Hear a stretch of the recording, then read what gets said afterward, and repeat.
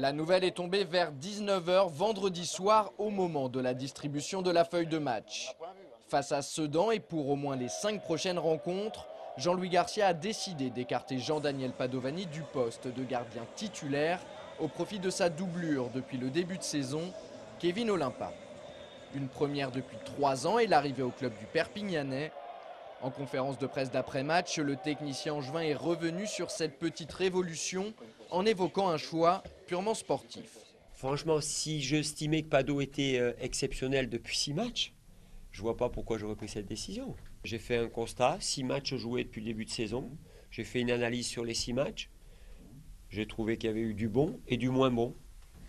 Et donc, voilà, je veux donner quelques matchs à Kevin aussi pour voir le comportement de l'équipe avec Kevin. Et puis après, je serai à temps de voir ce que je fais. Mais là, Kevin est parti pour jouer quelques matchs. Et d'ajouter qu'il a pris cette décision en son âme et conscience. C'était très dur à prendre cette décision, hein. C'est une décision managériale où il faut un peu de courage quand même. Pado est quelqu'un d'emblématique, c'est quelqu'un quand même... mais au fond de moi, c'était dans ma conscience, je sentais que c'était le moment. Je trouvais que c'était plus facile de le faire alors que Pado restait sur 2 bonnes performances contre Ajaccio et Avignon, pour montrer que ce n'était pas une décision sanction. De son côté, l'ancien portier cannois n'a pas souhaité s'exprimer sur son changement de statut. Une décision plutôt sage pour l'entraîneur des gardiens du SCO, Arnaud Lucas. Je pense que c'est une bonne chose de ne pas parler encore actuellement parce qu'il ne faut pas parler à chaud. C'est toujours dans ces cas-là où on ne dit pas forcément tout ce qu'on pense ou du moins les paroles dépassent la pensée. Donc je pense que c'est une bonne chose. Reste maintenant à savoir comment s'est comporté Kevin Olimpa vendredi soir pour sa première titularisation en championnat sous le maillot angevin.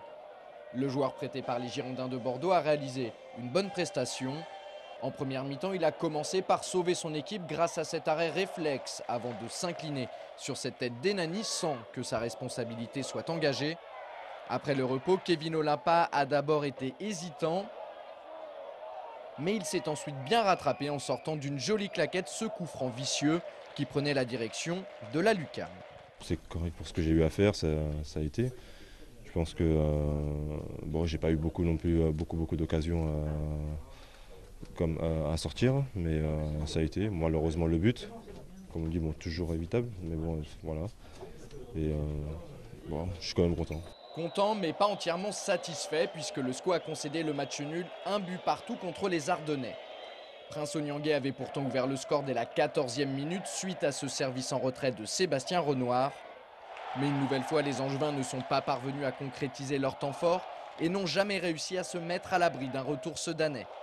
C'est justement ce qui s'est passé juste avant le repos avec l'égalisation d'Enani. En deuxième mi-temps, les protégés de Landry Chauvin ont bousculé des scoïstes au bord de la rupture. Conclusion, chacune des 2 formations a eu sa période. Le point du nul semble donc logique. On méritait de tourner avec l'avantage au score de 1 voire 2 buts, quoi. Donc c'est frustrant encore une fois, mais bon, je le répète, sur la deuxième mi-temps, Sedan nous a quand même pas mal bousculé et à l'arrivée, on va dire que c'est un bon point.